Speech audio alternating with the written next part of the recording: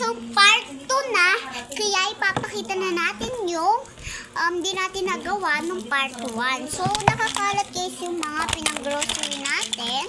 So, may sunglasses. Kunyari bulag. Uy, nasan? Nasan yung buhok-buhokan? Nasan?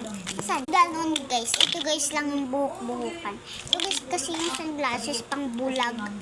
Tapos ito guys yung candy. Buksan natin kung ano. Oh my god. Papel lang pala guys. Buksan natin kung anong ano nito. Papel. May mga design. Wait lang guys, may ano ako maraming gold. Wala pa tapos na. Part 3! Madami yung part. Part 3 guys, part 3. Ito guys yung 1. Yun guys, so may karumi. Part 3 na. Bye! Bye!